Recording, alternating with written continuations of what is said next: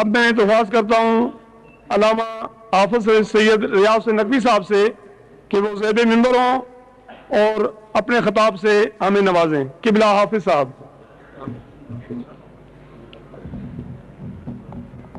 اعوذ باللہ السمیع العلیم من همزات الشیاطین واعوذ باللہ ان یحضرون ان اللہ هو السمیع العلیم. اعوذ باللہ السمیع العلیم من همزات الشیاطین واعوذ باللہ ان یحضرون ان اللہ هو السمیع العلیم. اعوذ باللہ السمیع العلیم من همزات الشیاطین واعوذ باللہ ان یحضرون ان اللہ هو السمیع العلیم. انا من شر اعدائک بری بری بری. اللہ صمدی بحق ایاک نعبد و بحق ایاک نستعین. یا بالغیث اغثنی یا علی ادرکنی یا قاہر العدو یا والی الولی یا مظہر العجائب یا مرتضی علی. اللہم یا مدبر الامور و یا باعث من فی القبور و یا مجری البحور و یا ملین الحدید لداود علیہ السلام وصل علی محمد و آل محمد.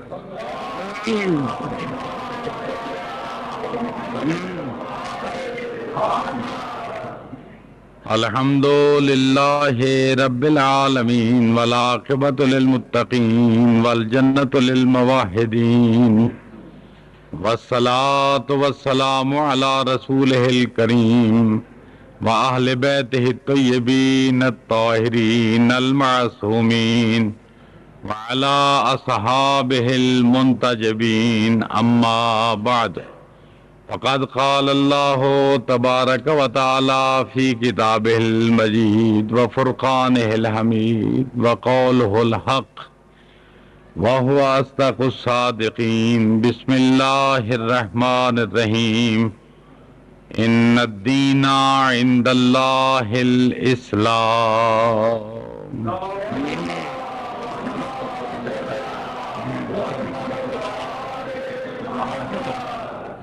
عظیم ذی وقار، ہماری گفتگو بڑے اہم مرحلے میں داخل ہو چکی اور قرآن ہی کے حوالے سے ہماری معروضات جاری ہیں. بعض وقت متن قرآن کی تلاوت کی جاتی ہے اور بعض وقت آیت کا مفہوم اردو میں بیان کیا جاتا ہے. لیکن کوئی بات جو ہے دونوں صورتوں میں جو اب تک میں نے عرض کیا ہے یا وہ قرآن سے ثابت ہوگی یا پھر وہ حدیث سے ثابت ہوگی. اور ان متون سے متنوں سے الگ کوئی گفتگو نہیں. تاہم پھر بھی ہماری یہ خواہش رہے گی کہ زیادہ سے زیادہ استفادہ جو مرکز اصلی ہے قرآن کریم سے کیا جائے. آج بغیر کسی تمہید کے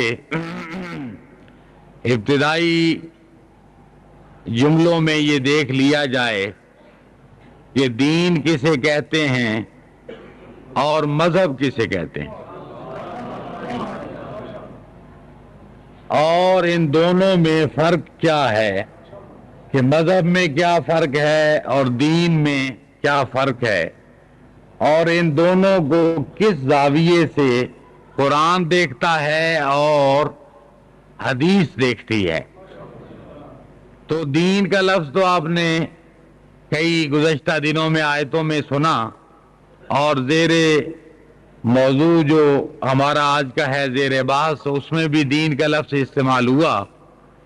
اور قرآن نے بار بار یہ فرمایا کہ وَمَن يَبْتَغِ غیر الاسلام دینا، کہ جو کوئی اسلام کے علاوہ کوئی دین لے کے آئے گا فلن یقبل منہ، تو اس سے وہ دین قبول نہیں کیا جائے گا، قبول نہیں کیا جائے گا، اس لیے کہ اللہ نے آپ کے لیے دین اسلام کو پسند کیا ہے، تو جو اللہ کی پسند ہے اسی کے مطابق جو دین لائیں گے وہی اللہ اسے قبول کرے گا، اور اس دین کا نام ہے اسلام۔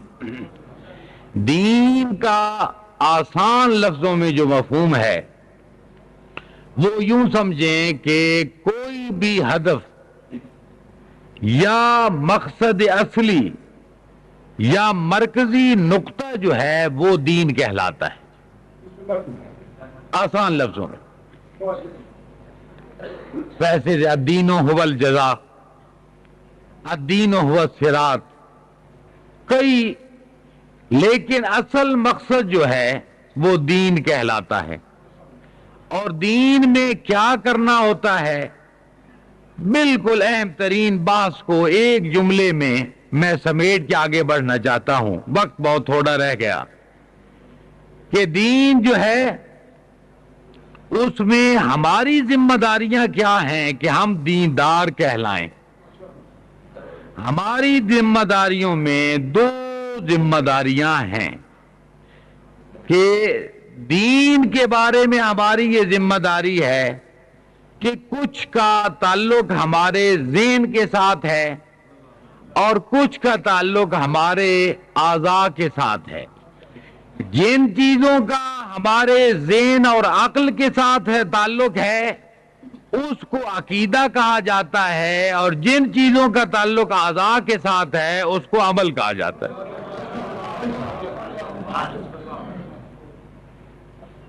کہ ذہنی طور پر کچھ آئیڈیاز، کچھ فکر آپ نے ذہن میں رکھنے ہیں، اور جو ذہن میں باتیں رکھنی ہیں وہ عقیدہ کہلاتا ہے، یا دوسرے لفظوں میں جس کا تعلق ذہن کے ساتھ ہے وہ ایمان کہلاتا ہے، اور جن چیزوں کا کرنے سے تعلق ہے وہ عمل کہلاتا ہے۔ تو لہذا دین مجموعہ ہوا دو چیزوں سے، ایک ہے ایمان اور ایک ہے عمل، اور جب ایمان ہوگا تو عمل لازمی ہے، اور جب عمل ہوگا تو ایمان لازمی ہے، دونوں لازم ملزوم ہیں۔ ایمان کے بغیر عمل کا فائدہ نہیں، اور عمل کے بغیر ایمان کا فائدہ نہیں۔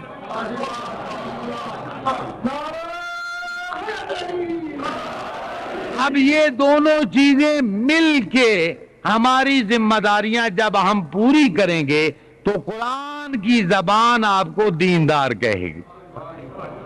وَالْعَصْرِ إِنَّ الْإِنسَانَ لَفِي خُسْرٍ إِلَّا الَّذِينَ آمَنُوا وَعَمِلُوا الصَّالِحَاتِ، وہ نقصان میں نہیں ہوں گے کہ جن کے پاس دو چیزیں ہوں گی، دولت ایمان بھی ہوگی اور ذخیرہ عمل بھی ہوگا۔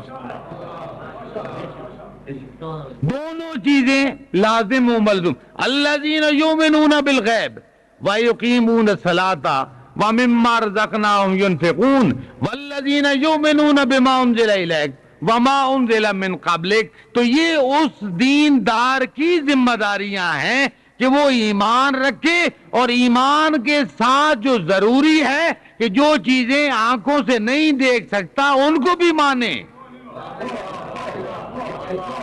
جو سامنے ہیں وہ تو مانے ہی مانے، لیکن جو غیب ہیں ان پر بھی وَبِالْآخِرَةِ هُمْ يُوقِنُونَ، آخرت پر ایمان اور غیب پر ایمان رکھنا جو ہے وہ مومن کی نشانی۔ اب درود پڑھیں بلند آواز سے۔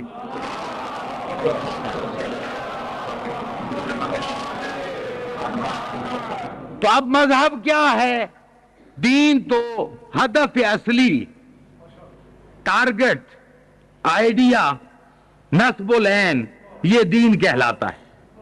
اور آسان لفظوں میں یہ ہے کہ جس راستے سے چل کر آپ اس نقطہ اصلی تک پہنچے وہ مذہب کہلاتا ہے۔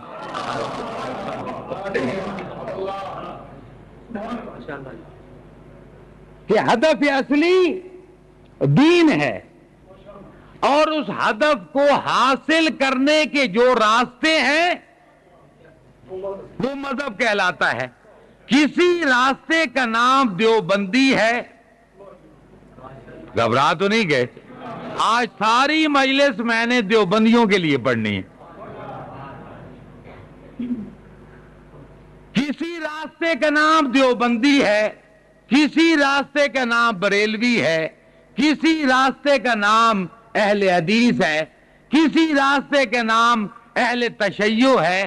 یہ سارے راستے ہیں, مگر ہدف اصلی جو ہے وہ, گھبرا تو نہیں رہے آپ سے, ہدف اصلی جو ہے وہ دین ہے. اب یوں سمجھیے کہ ہدف اصلی ہے ہمارا اسلام آباد جانا. اب مفتی صاحب بائی ایئر جاتے ہیں اور میں بائی روڈ جاتا ہوں. بخاری صاحب ایبٹ آباد کے راستے پہ جاتے ہیں اور میں مری کے راستے پہ جاتے ہیں. اب تینوں سید جب اسلام آباد پہنچ جائیں, مفتی صاحب بھی, میں بھی, بخاری صاحب بھی, تو تینوں کے راستے جدا تھے نا. ذرا غور فرمائیے, تینوں کے راستے جدا تھے. تو جب ہم منزل مقصود پر پہنچے تو کیا یہ ذمہ داری ہے کہ میں لاٹھی اٹھا لوں کہ بخاری صاحب آپ اس راستے سے کیوں آئے, اور یہ کلاشنکوف اٹھا لیں کہ آپ اس راستے سے کیوں آئے؟ نہیں, غور نہیں فرمایا, غور نہیں فرمایا, نہیں غور نہیں فرمایا.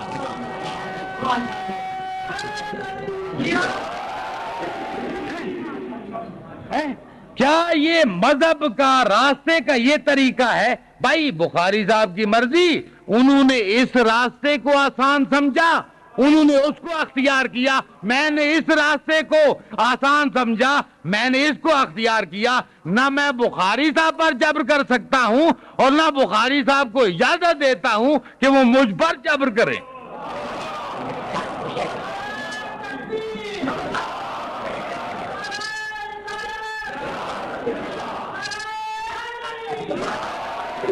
تو ہدف اصلی جو ہے وہ دین ہے, اور یہ مختلف جو شیپ کے راستے نظر آتے ہیں یہ مذہب کہلاتے ہیں. تو اب مذہب کا تفاوت اس بات کی اجازت نہیں دیتا کہ اختلاف راہ کی وجہ سے آپس میں جھگڑنا اور لڑنا شروع کر دیں. بھئی آپ کی مرضی ہے تو آپ ٹرین پر بیٹھیں, ان کی مرضی ہے تو یہ پجیروں پہ بیٹھیں, ان کی مرضی ہے یہ جہاز پر بیٹھیں, جس کی جیسے مرضی ہے. اور اگر کوئی مجھ جیسا بے مایا انسان ہو تو اس کی مرضی ہے وہ پیدل چلے. اگر ہدف اصلی ہے تو ہر چلنے والے کا سفر قابل تعریف ہوگا, قابل مذمت نہیں.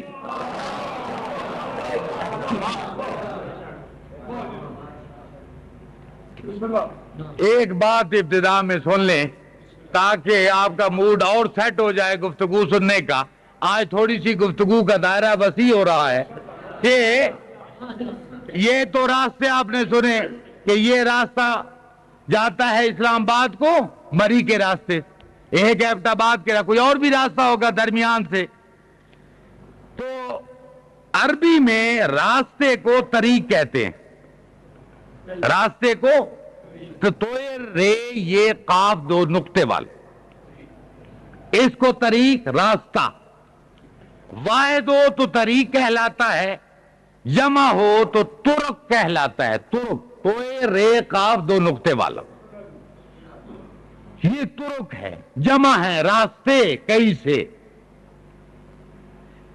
اب یہ سڑک کے راستے تو بات سمجھ میں آئی, لیکن مفتی صاحب جب جہاز پہ بیٹھے تو اب یہ نہ مری کے راستے پہ نظر آئے سڑک پر. ذرا غور فرمائیے اور تھکن دور ہو جائے گی. نہ ایبٹ آباد کی روڈ پر نظر آئے نہ مری کی روڈ پر. اب بھائی مفتی صاحب ہیں, بڑے آدمی ہیں, اب انہوں نے فضاؤں میں سفر کرنا شروع کیا.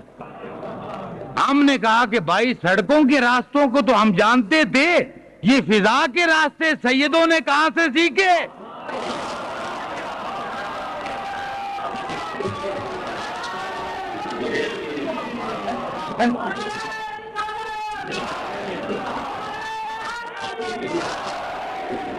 اب جملہ یہ ہے، نعرہ اگر آپ لگانا پسند کریں تو میں اگلے دن اخبار دیکھ رہا تھا سید صاحب کے گھر پہ، تو انہوں نے لکھا کہ یہ پولوشن، یہ جو انوائرمنٹ کی گڑبڑ آج کل اہم ایشو ہے پوری دنیا میں، دھواں وغیرہ، تو انہوں نے لکھا کہ 16,000 جہاز فضا میں اٹھتے ہیں، 16,000 فضا میں اٹھتے ہیں۔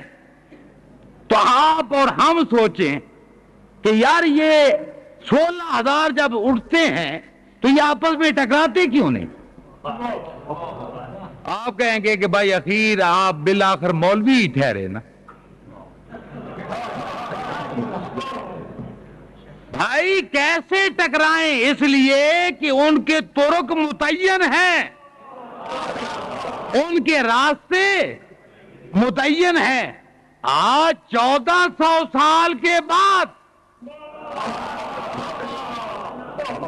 2-4 نہیں، 1400 سال کے بعد ہمیں یہ سننے میں آیا کہ یار زمین کے راستے تو سنے تھے، آسمان کے راستے نہیں سنے تھے۔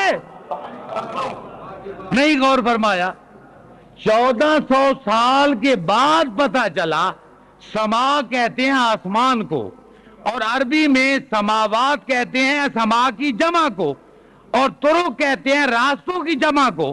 تو 1400 سال بعد ہمیں پتہ چلا کہ آسمان میں راستے ہیں، تو کیا ہی اچھا ہوتا جب 1400 سال پہلے ہمارے مرشد نے کہا تھا پوچھ لو۔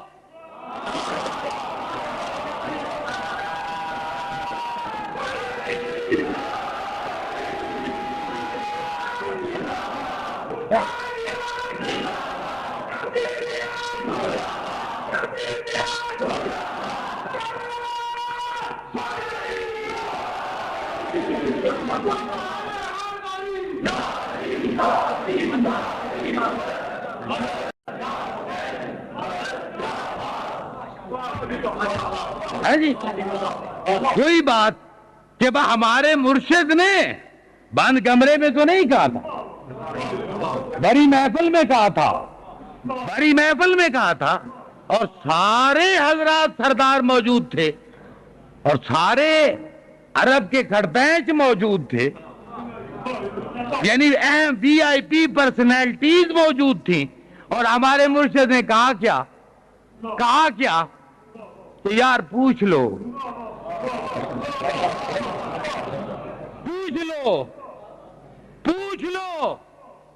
کتنی مرتبہ ہمارے مرشد نے فرمایا؟ کب؟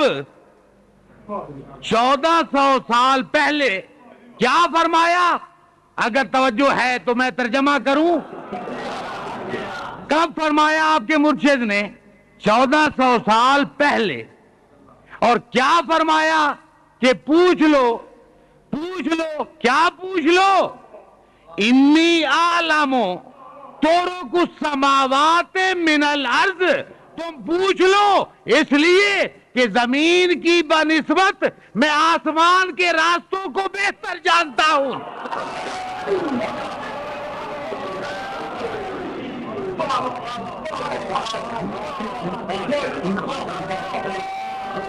طرق السماوات من الارض،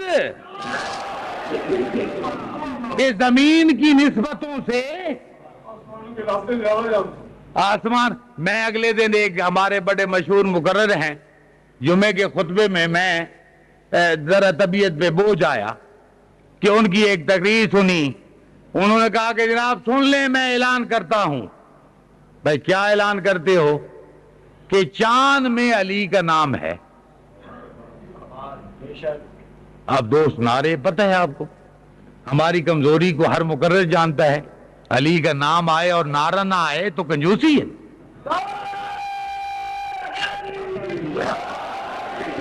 انہوں نے کہا جی چاند میں نام ہے علی کا۔ کاظمی صاحب کے ایک عزیز ہیں وہاں، ایک صاحب گئے ہوئے ہیں نئے، انہوں نے خط لکھا جی کہ وہاں چاند میں علی کا نام۔ اب میں نے خطبے میں کہا کہ یار اب سائنس اور ٹیکنالوجی کا دور ہے، اور گلوبل ولیج ہے پوری دنیا. آپ ایک سیکنڈ میں پوری دنیا کے ہر کونے کو دیکھ سکتے ہیں یہاں بیٹھ. اب اس دور میں بھی آپ ایسی باتیں کریں جو نان سینس ہوں. بھائی آپ کہیں جی چاند پہ علی کا نام ہے. میرے نزدیک یہ علی کی تعریف نہیں، علی کی توہین ہے. تعریف نہیں. چاند پر اب تو کوئی پرانی بات ہو گئی. چاند سے آگے گزر گئے، مریخ تک گئے. چاند تو ادھر کی بات رہ گئی، یہ پہلا سٹاپ چاند تھا. اب مریخ تک پہنچ گئے اور پلاٹنگ اور یہ وہ سارا کچھ ہو رہا ہے. چاند کی پلاٹ کا سسٹم تو مکمل ہو چکا، بک ہو چکی، ساری جگہیں بک چکی. اب گئے کہ وہاں تک. میں کہتا ہوں کہ بھائی جس جگہ پر ایک مشرک مرد اور عورتیں بوٹوں سمیت کئی چکر لگا آئے ہیں، وہاں آپ علی کا نام ثابت کر کے عزت میں اضافہ کر رہے ہیں یا علی کی توہین کر رہے؟ کئی جانور بھی گئے چاند کے ساتھ. تو انہوں نے کہا کہ جناب بات تو یہ ٹھیک ہے، میں کہ ذرا غور کے کریں، جذبات میں نہ آئے. کہ یہ تعریف نہیں ہے کہ چاند میں علی کا نام ہے، یہ کوئی تعریف نہیں. ارے جو کائنات کا امام ہے اور جو کائنات کا امام ہے اسے ایک ٹکڑے میں منحصر کرتے ہو.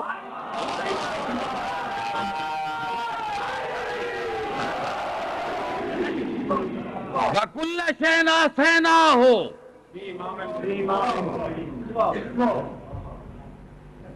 ہر شے ہم نے احصاء کر دی ہے سینہ امام میں. آپ کا مرشد بیٹھا تھا، ایک صاحب نے سوال کیا، حضرت نے جواب دے دیا. معترض استاڑ میں رہتے تھے، ابو الحسن پر اعتراض ہو سکے تو اس نے کہا کہ یا حضرت آپ تو کہتے ہیں کہ جواب دینے سے پہلے سوچنا چاہیے اور آپ بغیر سوچے جواب دے دیتے ہیں.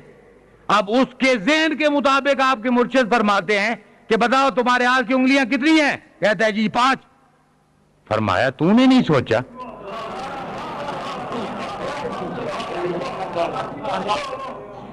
تمہارے ہاتھ کی انگلی کتنی ہیں؟ 5. مرشد نے فرمایا تو نے نہیں سوچا. کہا کہ یا حضرت یہ سوچنے کی کیا بات ہے، یہ ہاتھ ہے، ہر وقت میرے سامنے ہے.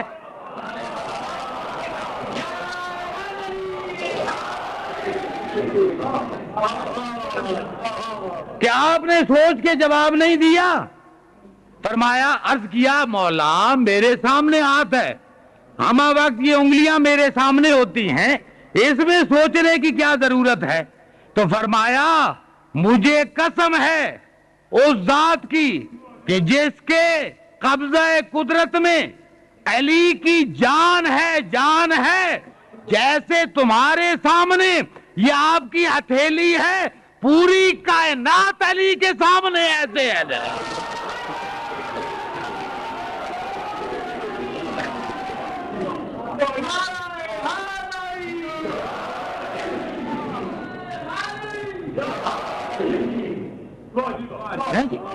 آپ علی کو جان میں منحصر کرتے ہیں. یہ آسینا ہو، آسینا ہو، منحصر کر دیا، سمو دیا ہے ہر شے کو. لیکن افسوس ہے کہ لوگ روٹین ورک میں عادی ہو جاتے ہیں. اس چیز کے بارے میں بات کریں گے جو عادت سے ہٹ کے ہو. ابتدا میں ایک جملہ آپ سے اور پھر اپنے گفتگو کو آگے بڑھاؤں کہ روز مشرق سے سورج طلوع ہوتا ہے نہیں ہوتا؟ ہم تو جب سے آئے یہی دیکھ رہے ہیں. آپ کے ہاں شاید کب سے کشمیر میں کوئی تبدیلی ہو کہ روز طلوع ہوتا ہے. آج تک کسی نے نہیں کہا کہ یار یہ روز مشرق سے طلوع کیوں ہوتا ہے. کیوں کہ یہ روٹین ورک ہے. مزاج عادی ہو گیا. تو جو سورج روز مشرق سے طلوع ہوتا ہے اس کے بارے میں نہیں پوچھا, لیکن ایک دفعہ وسیع کے اشارے پر مغرب سے طلوع ہوا تھا.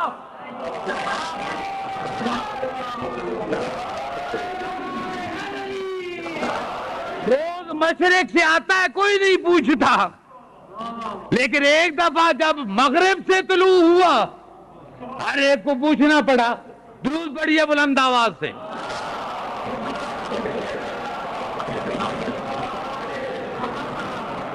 تو دین نام ہے دو چیزوں کا. تھکے تو نہیں؟ کچھ سوچنے کا, کچھ کرنے کا. جو کہیں کہ بس جناب ہم تو سوچتے ہی ہیں تو صحیح نہیں ہے, کچھ کرنا بھی پڑے گا.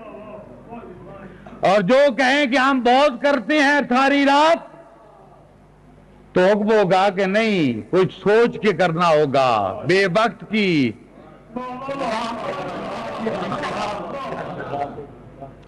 تو دونوں چیز, کچھ سوچنا ہوگا, کچھ کرنا ہوگا. سوچنے کو ایمان کہتے ہیں اور کرنے کو عمل کہتے ہیں. اور فقہ جعفریہ کے اصول میں سوچنے کو اصول دین کہتے ہیں اور کرنے کو فروع دین کہتے ہیں. اصول کے بغیر فروع نہیں اور فروع کے بغیر. اب اس میں مفتی صاحب قبلہ تشریف رکھتے ہیں. دلچسپ بات ایک کرتا ہوں, آج کوئی طبیعت آ گئی میری آپ سے کھل کے بات کرنے, اجازت ہے؟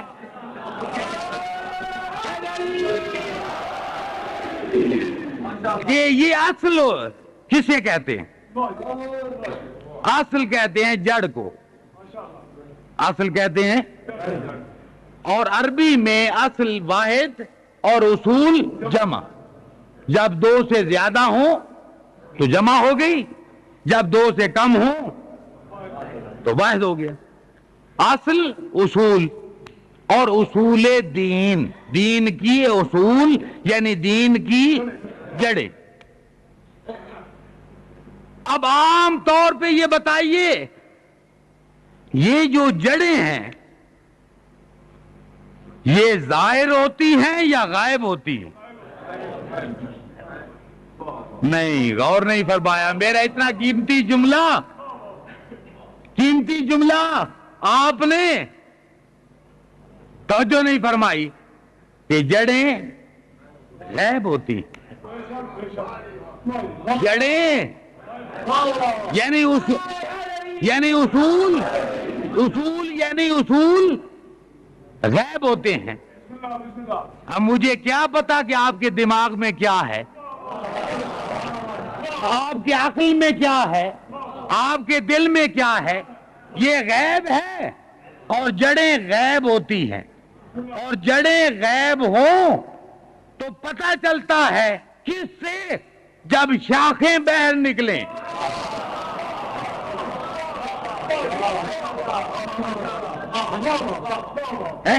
اور اگر شاخیں نظر نہ آئیں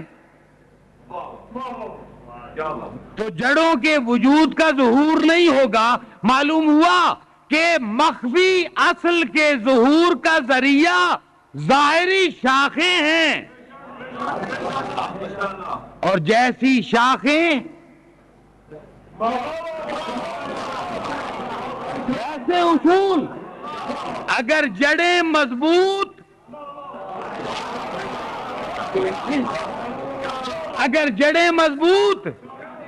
شاخیں مضبوط, اگر جڑیں کمزور. اور یہ بھی شرط نہیں کہ شیعہ اور سنی کی, وہابی اور اہل حدیث کی, دیوبندی اور بریلوی کی نہیں. جہاں جہاں جڑیں مضبوط ہوں گی, شاخیں خوبصورت, تنومند, پرکشش,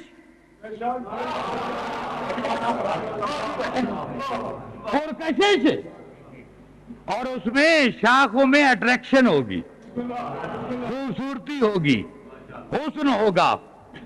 اگر چلتا ہوا راہب کی نظر بھی شاخوں پر پڑی، روک کے دیکھنا پڑے گا کہ یہ شاخ کی ادائیگی کتنی خوبصورت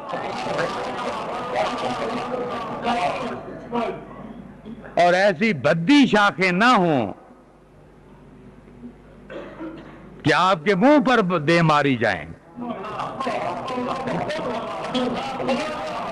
خوبصورت شاخیں، سرسبز و شاداب، اور جتنی سرسبز و شاداب شاخیں ہوں گی دلیل ہے کہ جڑیں بڑی مضبوط ہیں، اور جڑیں اگر مضبوط ہوں گی تو شاخوں کا ظہور لازم ہے۔ اور جڑیں کیا ہیں؟ الاول التوحید۔ توحید سے ڈرے تو نہیں؟ مجھے ہمارے بعض دوست کہتے ہیں کہ شیعوں کی توحید کا تصور، اب دیکھیے کب وقت ملتا ہے، مستقل موضوع ذہن میں تھا کہ توحید پہ بات کروں گا۔ میں فخریہ کہہ سکتا ہوں کہ جتنا اعلیٰ نظریہ توحید کا فقہ جعفریہ کا ہے،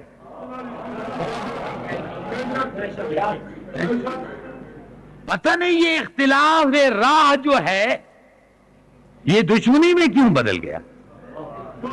اور اگر توحید سے محبت کرنے والے کو دیوبندی کہتے ہیں تو میں سب سے بڑا دیوبندی، اور اگر عشق رسول دل میں رکھنے والے کو بریلوی کہتے ہیں تو میں عشق مصطفیٰ کا عاشق ہوں، سب سے بڑا بریلوی ہوں۔ اور اگر اولاد رسول سے پیار کرنے والے کو شیعہ کہتے ہیں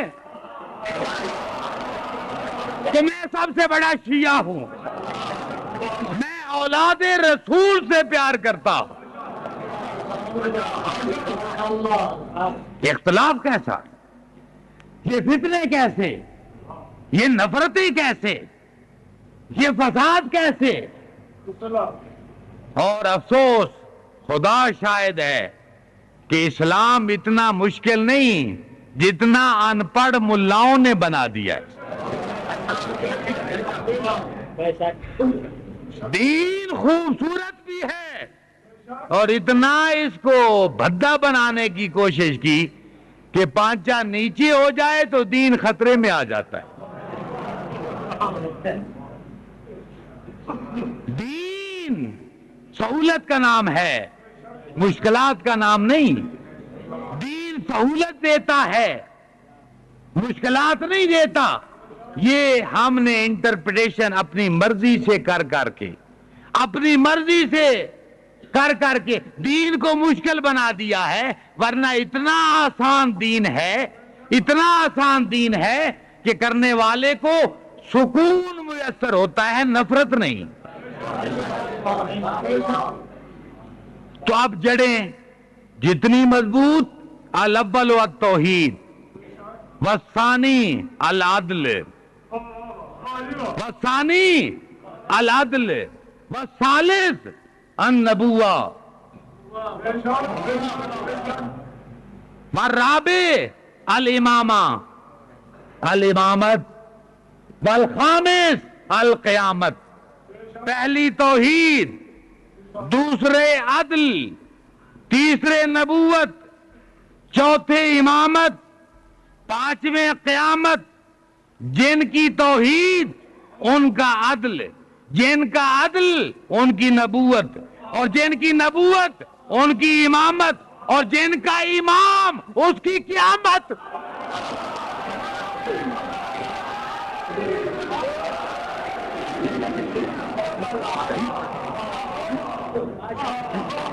اور عدل ہمارا اصول ہے دوسرا، نہ ہم توحید کو بغیر عدل کے دیکھتے ہیں، نہ نبی کو بغیر عدل کے دیکھتے ہیں۔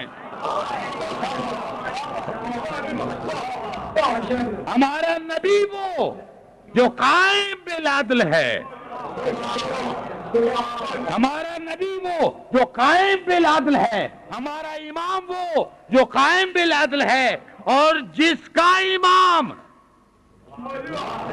جس کا امام اس کی قیامت. نہیں سمجھ آئی؟ یوم ندعو کل اناس بامامہم. قیامت کے دن ماں کے نام سے نہیں پکارا جائے گا, باپ کے نام سے نہیں پکارا جائے گا. ندعو ہم پکاریں گے کل اناس, ایک دو کو نہیں, سب کو. یوم ندعو کل اناس بامامہم, ہم پکاریں گے سب کو امام کے ساتھ, جس کا امام اس کی قیامت.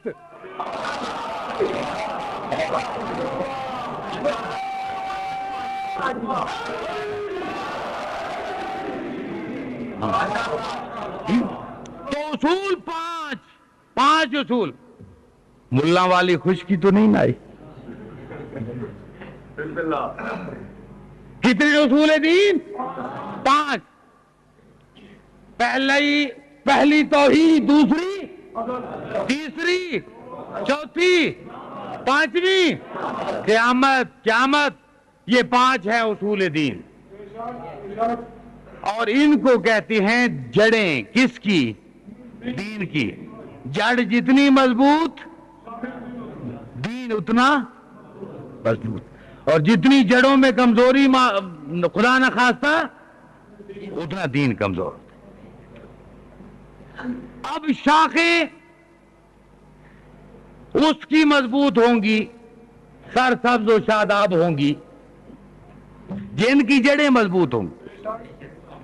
لیکن ہم نے کچھ شاخیں نقوی صاحب کے گھر میں گلدان میں دیکھی ہیں. نہیں, ایسے بے رخی سے مت سنو, بے رخی سے میرے جملے ضائع مت کرو, پھر غور کرو. ہم نے ایسی شاخیں بھی دیکھی ہیں گلدان میں سجی ہوئی.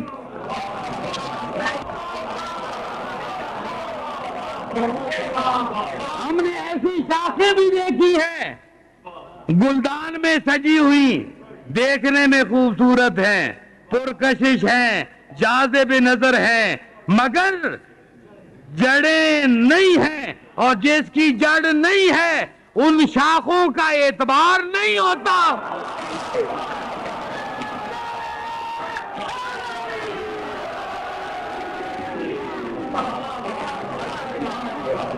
جو گلدان میں شاخیں نظر آ رہی ہیں پرکشش ہوں گی, اگر متصل باصول نہیں, اگر متصل, پھر لفظ سنو, اگر متصل باصول نہیں, اگر متصل باصول نہیں, ادھر سے ہوا کا جھونکا آیا, ادھر سے ہوا کا جھونکا آیا, ابھی چشم زدن میں جن شاخوں کو خوبصورت کہہ رہے تھے, ادھر کفر کا جھونکا آیا تو ساتھ ادھر نفاق کا جھونکا آیا.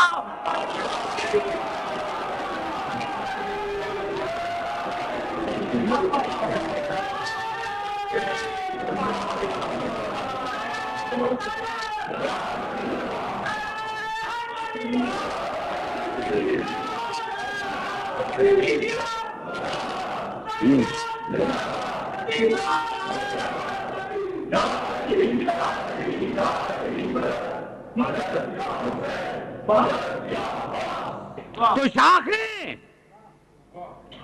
زینت کاشانہ تو بن گئیں, اور ایسی شاخیں نقوی صاحب کے یہاں بہت ساری نظر آتی.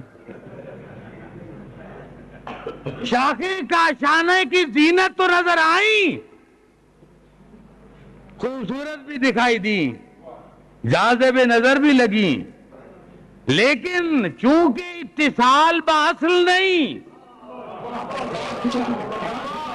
چونکہ متصل باصل نہیں ہے, اس لیے ایسی شاخوں کو بس دیکھ کے خوش ہوئیے.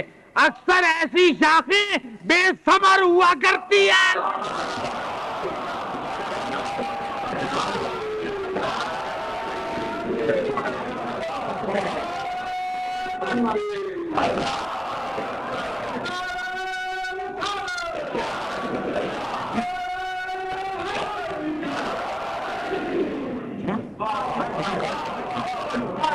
تو جن شاخوں کا اتصال با اصل نہیں ہوگا وہ شاخیں جتنی دیکھنے میں خوبصورت ہوں،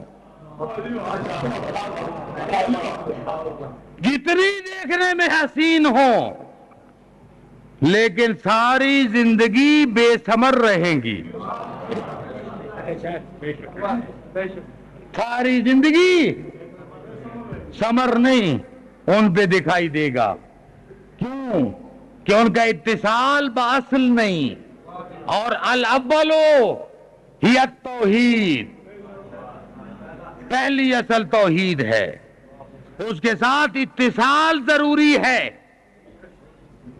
اور اگر شاخیں کمزور ہوں،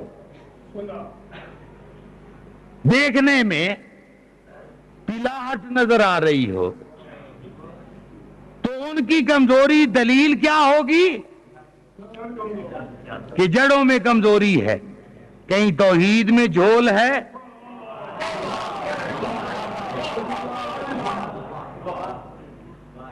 کہیں عدل میں جھول ہے، نہیں تو کہیں نبوت میں، اگر یہاں بھی نہیں تو پھر امامت میں، اور اگر یہاں کہیں بھی نہیں تو آخر کار قیامت میں تو کہیں جھول ہے، کہیں جھول ہے. لیکن ایک نقطہ اور سنیے تاکہ میں آگے بڑھوں، کہ اگر شاخیں ہیں زرد تو دلیل کیا ہے؟ کہ جڑیں کمزور ہیں. تو جب شاخیں زرد ہوں اور آپ ان کو پانی دینا چاہیں تو کیا شاخوں کا سرے پانی میں ڈالیں گے؟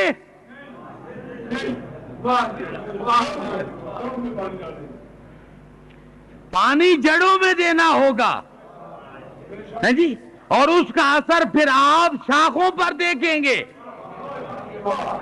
اور جملہ یہ ہے کہ یہ جو ہمارے ہزار خامیوں کے باوجود یہ مجلسیں ہیں، یہ جڑوں میں پانی دینے کے مترادف ہے.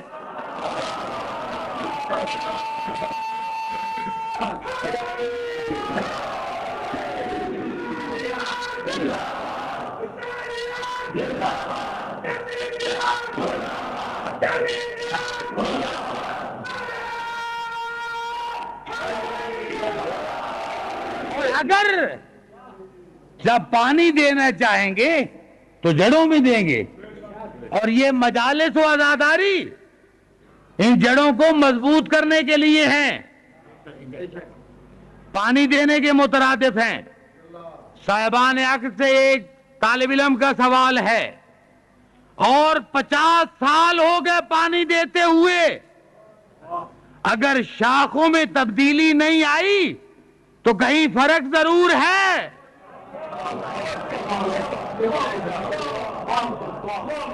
یا پانی پہ نظر ثانی کیجئے، یا جس برتن میں پانی ڈال رہے ہیں اس میں نگاہ کیجئے. ورنہ کیسے ہو سکتا ہے پانی جڑوں میں جائے اور شاخوں پہ نمایاں نظر نہ آئے؟ تو یہ عزاداری اتنی کمزوریوں کے باوجود میرے دوستو ان جڑوں کو مضبوط کرنا ہے. اور شاخیں کیا ہیں؟ ذرا مشکل مرحلہ آ گیا ہے، ناراض تو نہیں؟ فرع واحد فروعات جمع، الاول الصلاۃ، پہلی نماز، پہلی فرع نماز. تو جس کی جڑیں ہیں پہلی نشانی، اور اگر نماز نہیں پڑھتا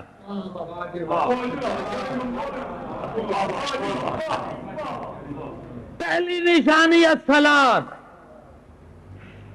اقیموا الصلاۃ ولا تکونوا من المشرکین. نماز پڑھو مشرک نہ بنو،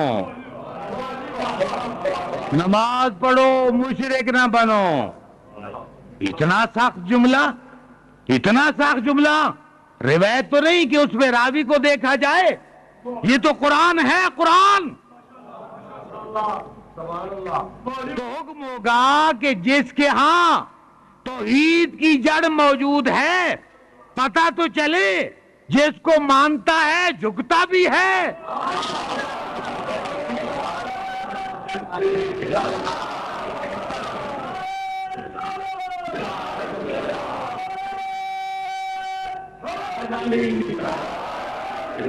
وَالْأَوَّلُ هِيَ الصَّلَاةُ، پہلی شاخ نماز ہے.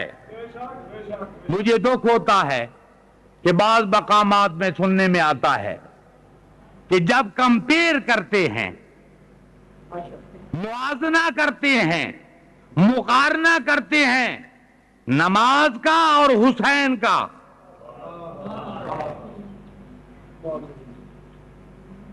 کمپیئر دو مختلف چیزیں کی جاتی ہیں.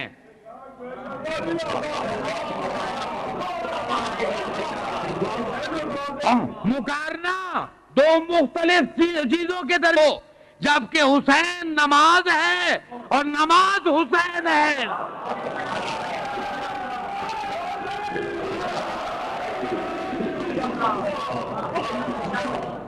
اور معذرت کے ساتھ نمازیوں سے ماتمیوں کو حقارت کی نظر سے نہ دیکھا کرو، اور ماتمیوں کی سے معذرت کے ساتھ نمازیوں کو حقارت کی نگاہ سے مت دیکھو. نماز ہی تمہارے مرشد کی پسندیدہ شے تھی، تو کبھی اس میں موازنہ نہ کیا کرو. ماتمی نمازی ہوتا ہے اور نمازی ماتمی ہوتا ہے.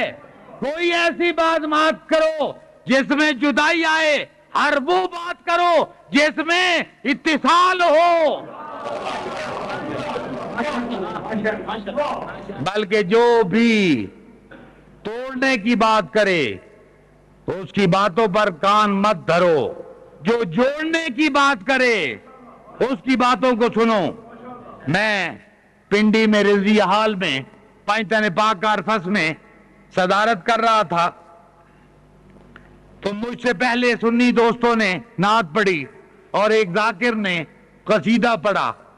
میں نے کہا کہ دیکھو، نعت خان ہو یا ذاکر قصیدہ خان، ان کو معمولی نہ سمجھا کرو، یا نوح خان ہو، ان کو معمولی نہ سمجھا کرو.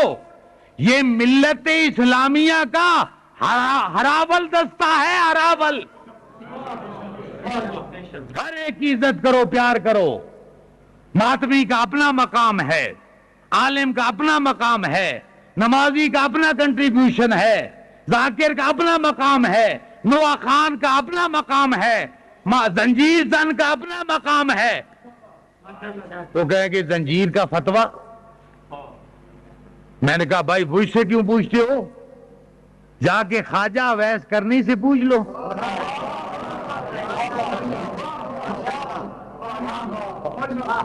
جس کی تشریح مجھ سے زیادہ میرا سنی عالم بہتر کر سکے گا. تو خیر یہ عرض کر رہا تھا کہ یہ اصول اور یہ فروع، اب یہ اصول اور فروع، تھوڑا سا وقت آپ اگر اجازت دیں تو میں اپنی بات مکمل کروں.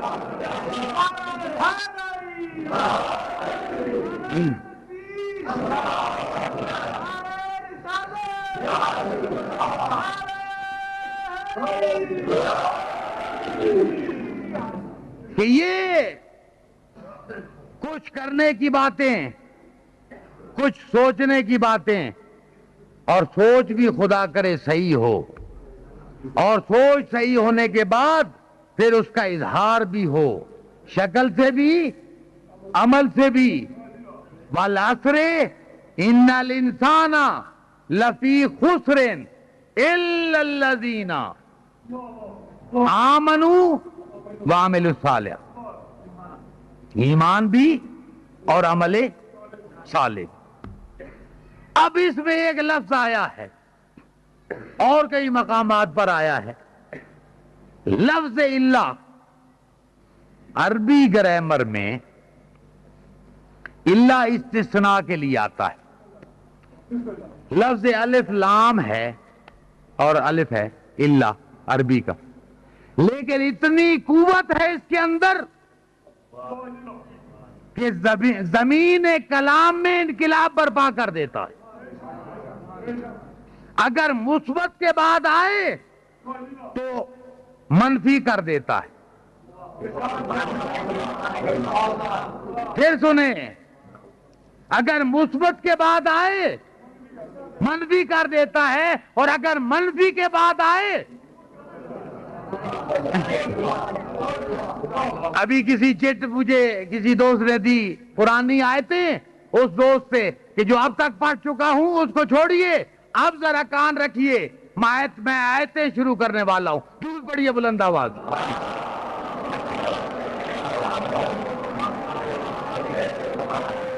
وَالْعَصْرِ إِنَّ الْإِنسَانَ لَفِي خُسْرٍ, سارے انسان گھاٹے میں ہیں. إِلَّا الَّذِينَ آمَنُوا, پہلے نفی بعد میں اس بات.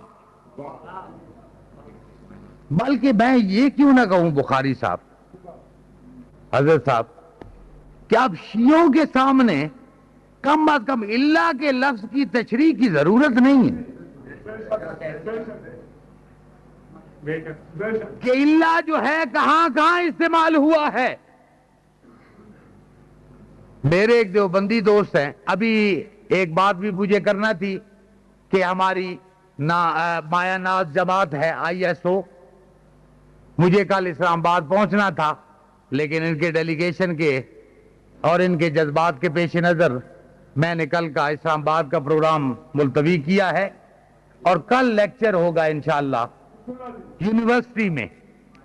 تو میں ایک یونیورسٹی میں لیکچر ابھی دے رہا تھا چاند رات کو, رات کے 7 بجے.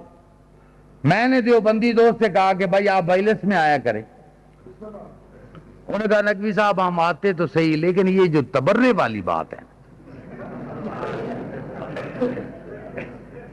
اچھا اب دیکھیے, ممبر پہ میں یہ کہہ رہا ہوں کہ 100% غلط فہمی. میرے نزدیک وہ دیوبندی ہی نہیں ہے جو تبرے کا قائل نہ ہو. نہیں, آپ لگتا ہے میرے خیال آپ فضائل سننے کے موڈ میں نہیں ہیں, کہ وہ دیوبندی ہی نہیں ہے جو تبرہ. انہوں نے کہا جی یہ بھائی کمال, ہم نے تو شیعوں کے کھاتے میں ڈالا ہوا تھا, یہ تو ہمارے اپنے کھاتے میں آ گیا. میں نے کہا بھائی میں کوئی الحمدللہ عالم تو نہیں ہوں, لیکن جاہل بھی نہیں ہوں, جاہل بھی نہیں ہوں, ایسے بات تو نہیں کر رہا, ذمہ داری میری ہے. میں نے کہا جی وہ دیوبندی ہو ہی نہیں سکتا جو تبرے کو عقیدے کا حصہ نہ بنائے.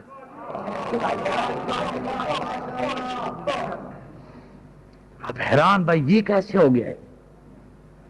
میں نے کہا جی اساس دین اسلام کیا ہے؟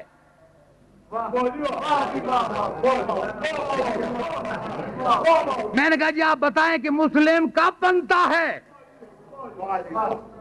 میں نے کہا آپ کے ذہن میں نہیں, میں کہہ رہا ہوں, سنیں جی, کہ من قالا لا الہ الا اللہ محمد الرسول اللہ, کہ من قالا لا الہ الا اللہ محمد الرسول اللہ فہو مسلم.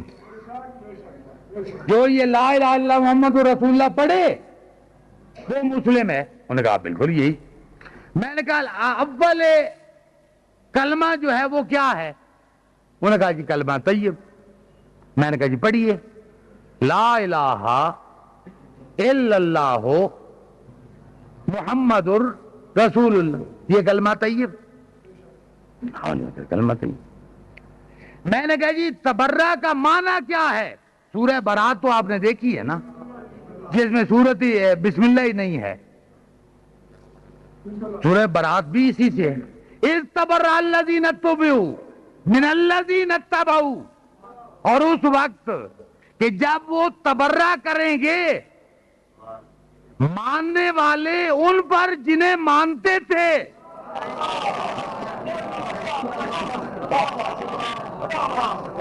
یہ قرآن ہے. انہوں نے کہا جی یہ آیت بھی بالکل ٹھیک ہے, سورہ برات بھی ٹھیک ہے, اور بھی آیتیں ہیں لیکن وقت نہیں رہا.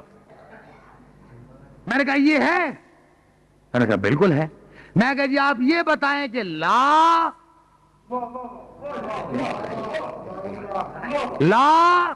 کس کے لیے آتا ہے؟ جی نفی کے لیے. اور تبرے کا مطلب کیا ہے؟ یہ تو مفہوم ہے, بیداری کرنا. تو اب لا نہیں, لا الہ معبود تبرہ ہوا ہے یا نہیں؟ یہ آپ کیا کہہ رہے ہیں؟ لا نہیں, الہ معبود. ترجمہ معبود نہیں, اللہ. تو آپ یوں سمجھیے کہ پہلے نمبر پہ لا نفی ہو گئی, دوسرے نمبر پہ الہ نہیں کفر ہو گیا, تیسرے نمبر پہ اللہ محمل ہو گیا, جب چوتھا مرحلہ آیا اللہ کا تو کلمہ بڑھ گیا.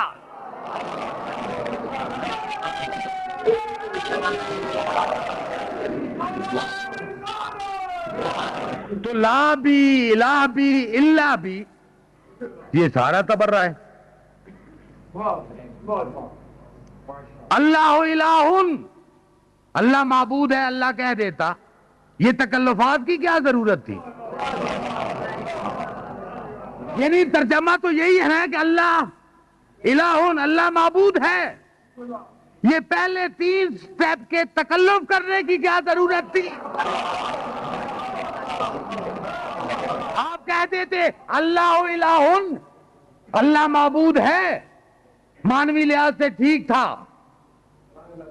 تو صاحب شریعت کہیں گے کہ نہیں, تمہارا ذہن کام نہیں کرتا, تمہاری مت ماری گئی. اس لیے کہ جتنا اللہ کو ماننا ضروری اتنا غیر اللہ کی نفی ضروری.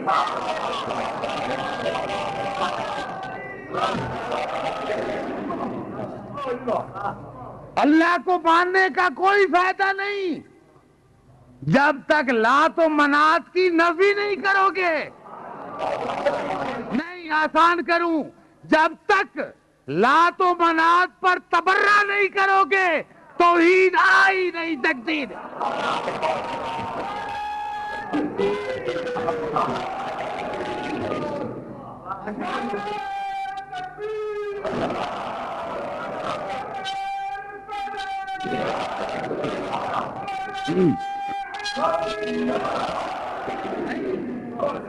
اب یہ پہلے تبرہ پھر توحید,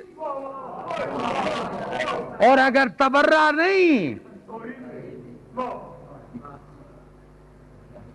راضی رہے باغباں راضی رہے صیاد بھی, 2 باتیں نہیں چلیں گی.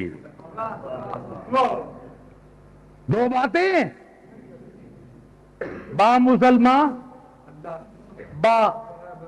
با مسلمان اللہ اللہ, با برحمن رام رام نہیں, یا رام رام.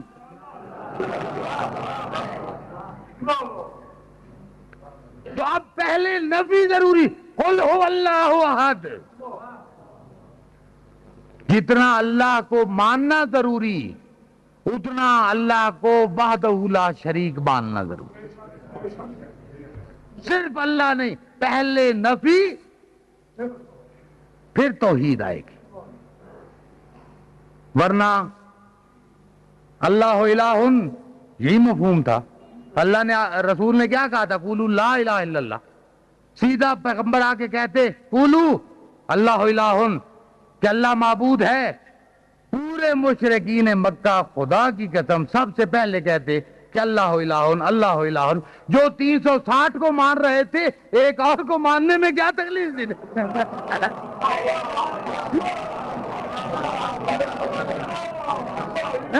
کاش آج آپ کھل کے میری بات سمجھتے کہ جو 360 کو مان رہے تھے ایک اور مان لیتے.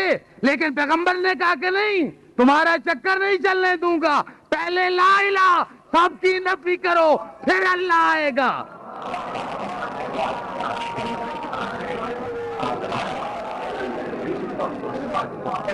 پہلے لا الہ الا اللہ، پہلے لا الہ، جھوٹوں پر تبرہ کرو، پھر سچے کا اقرار کرو. اور جب تک جھوٹوں پر تبرہ نہیں کرو گے تمہارے دل میں سچائی کی شمع روشنی نہیں ہو سکتی. بتاؤ بھائی، دیوبندی تبرہ کرتا ہے یا نہیں کرتا؟ پہلے حدیث کرتا ہے یا نہیں کرتا؟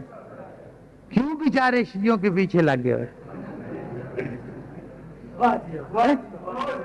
تو یہ جھجک دور کرے تبرے والی. کوئی شیعہ تبرہ نہیں کرتا، کرتا ہے تو اسی پہ کرتا ہے کہ جو جھوٹے ہیں. جب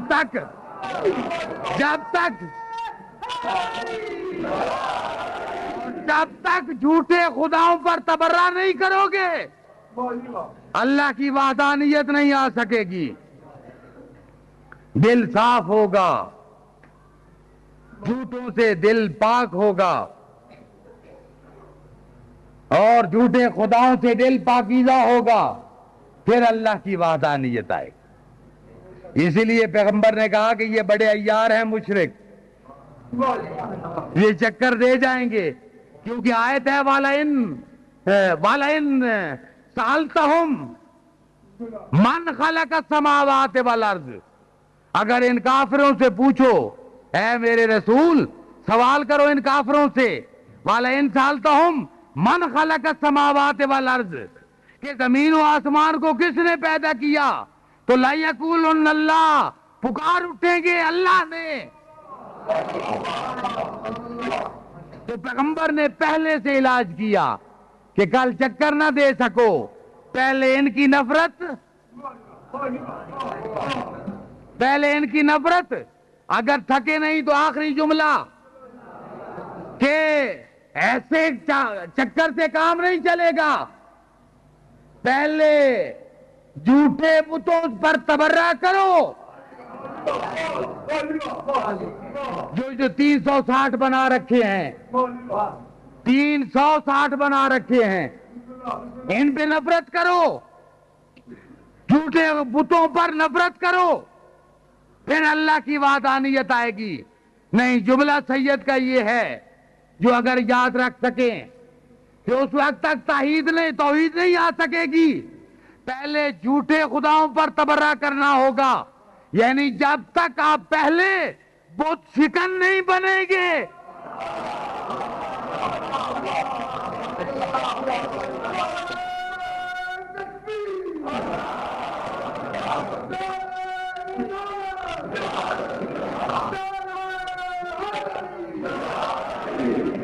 پہلے جھوٹے خداؤں کے بتوں کو توڑنا ہوگا،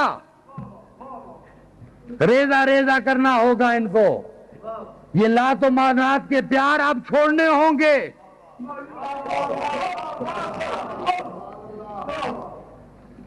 یہ لات و منات کی محبتیں آپ دل سے نکالنی ہوں گی. اور جب تک ان بتوں پر نفرت کا اظہار نہیں کرو گے توحید کی محبت نہیں آ سکے گی.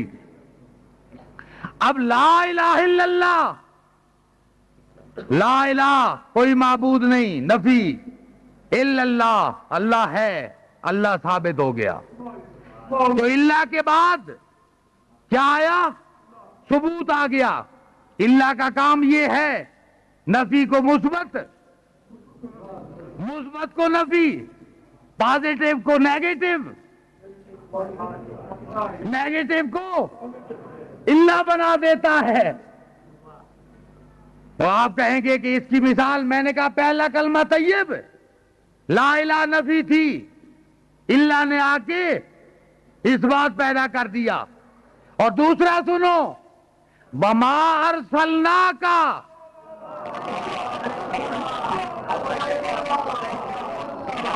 وما ارسلناک، نہیں بھیجا، میں نے نہیں بھیجا، نفی ہے، الا رحمت للعالمین، مگر میں نے رحمت کل بنا کے بھیجا ہے. نفی کے بعد اس بات ہو گیا. اور تھک گئے آپ، نہیں تھکے تو اب پتہ چلے گا.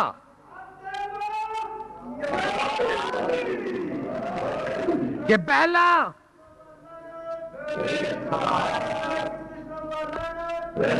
اب تیسری بات محبتیں نفرتیں نہیں. اب تیسری بات، قل لا اسالکم، یہ نہ کہنا آیتیں نہیں پڑھتا، قل لا اسالکم علیہ اجرا الا المودۃ فی القربى. اب تین کلمے ہمارے سامنے، لا الہ الا اللہ، کلمہ توحید، وما ارسلناک الا رحمت للعالمین، کلمہ رسالت، مودت فی القربى، کلمہ ولایت.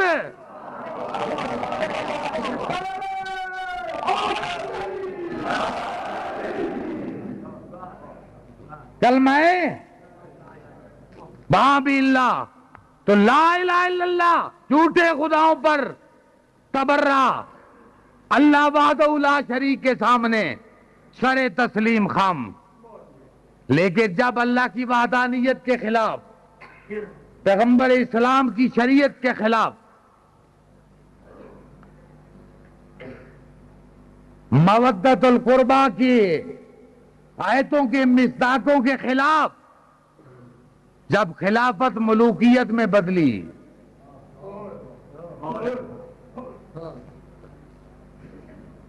اسلام کے خلاف سازشیں دکھائی دینے لگی، تو اب وہ کیسے خاموش رہ سکتے تھے کہ جس شخصیت کی زبان سے اسلام پروان چڑھا تھا، اسی کی گود میں حسین نے تربیت حاصل کی تھی. حسین بڑا مشکل مرحلہ ہے، قربانیاں دینا ہوں گی، مالک حسین حاضر ہے. حسین بیٹے دینے ہوں گے، میرے مالک تیری رضا پہ راضی ہوں، اکبر بھی پیش کروں گا، قاسم بھی دوں گا. بات بڑھتی گئی آگے، ایک مرحلہ آیا حسین شاید بہنوں کے پردے کا مرحلہ بھی آ جائے. اکبر کی جوانی پر زبان حسین نہیں رکی، قاسم کی یتیمی پر حسین نہیں رکے، عباس کی برادری پر حسین نہیں رکے. جب زینب کی چادر کی بات آئی تو میں قربان، جب زینب کے چادر کی بات آئی حسین رکے کہ قنات کا پردہ ہلا، کہا ماں جائے حسین رکو نہیں، زینب حاضر ہے.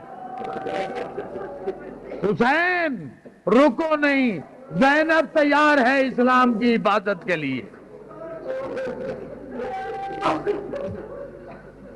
چلے حسین، کھل کے رو، ایام عزا ہے، پتہ نہیں آئندہ یہ نصیب ہوتا ہے وہ وقت یا نہیں. اور جب رو تو یہ کہا کرو زہرا ہم گناہگار ضرور ہیں، بی بی ہم اصول کے لحاظ سے بھی کمزور ہوں گے، فروعات کے لحاظ سے بھی کمزور ہوں گے، مگر بی بی تیری عظمت کی قسم ہمیں آج بھی حسین کا لاشا کرم ریت پر نظر آتا ہے۔ بی بی تیرے بچوں کو ہم نہیں بھولے، ہم نہیں بھولے۔ عزادارو، اگر تجربہ کرنا ہو تو ایک معصوم بچے سے پوچھو بیٹے کیوں روتے ہو؟ یہ ننھا کمیل بیٹا ہے، پوچھو۔ بچے تمہیں تو ابھی حکم شریعت کا بھی پتہ نہیں، اور سید زادے کیوں روتے ہو؟ تو زبان بے زبانی میں کہے گا کہ ہمارے مرشد کا ایک ننھا بچہ تھا جس کا نام علی اصغر تھا۔ اجرکم اللہ، خدا آپ کو غم حسین کے علاوہ کوئی غم نہ دے۔ یہ بچہ معصوم علی اصغر کو نہیں بھولا۔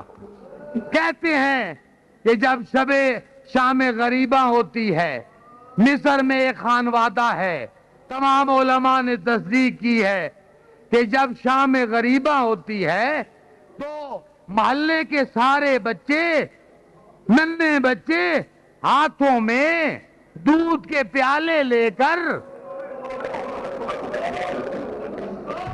ننھے بچے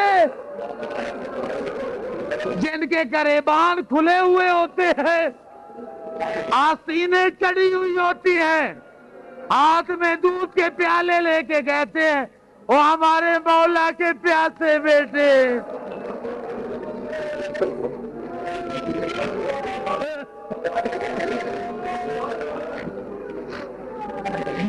معاف کرنا، میں بھی جذبات پہ قابو نہیں رکھ سکوں گا، آپ بھی صاحب اولاد ہیں۔ ننھے بچے کربلا کی طرف روک کر کے کہتے ہیں ہمارے مولا کے پیاسے شہزادے، ہم دودھ لے کے کھڑے ہیں۔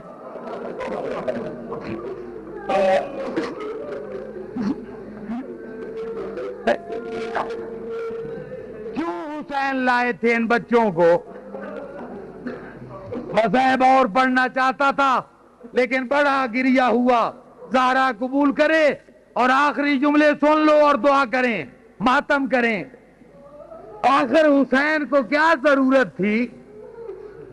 ایک عالم نے بڑا اہم جملہ لکھا ہے کہ حفاظت اسلام کے لیے حسین ہر انتظام کر کے لائے تھے، سارے اسباب مہیا کیے تھے کہ حفاظت اسلام کے لیے، کیونکہ فطرت انسانیہ ہے، کسی کو جوانوں پر رحم آتا ہے۔ میں اس سے سخت مصائب پڑھنے کا عادی نہیں، فطرت انسانی ہے، کسی کو جوانوں پر رحم آتا ہے۔ اکبر بیٹا تم بھی ساتھ چلو۔ کسی کو لڑکوں پر رحم آتا ہے، اور میرے یتیم بھتیجے قاسم تم بھی چلو۔ اور آخری جملے اولاد والو، کسی کو معصوم بچوں پر رحم آتا ہے، کسی کو معصوم بچوں پر رحم آتا ہے۔ اصغر بیٹا وہ چل نہیں سکتے، میں تمہیں ہاتھوں پہ لے چلتا ہوں، شاید کسی کو رحم آ جائے۔ مگر کتنے ظالم لوگ تھے، حسین نے اٹھایا ہے۔ صاحب کبریت عامر کہتا ہے کہ تیر کا کام ہے زخمی کرنا، مگر یہ اتنا ظالم تیر تھا، ذبحہ من الاذن الی الاذن، اتنا ظالم تیر تھا کہ ایک کان سے لے کر دوسرے کان تک بچے کو ذبح کر دیا تھا۔ یا حسین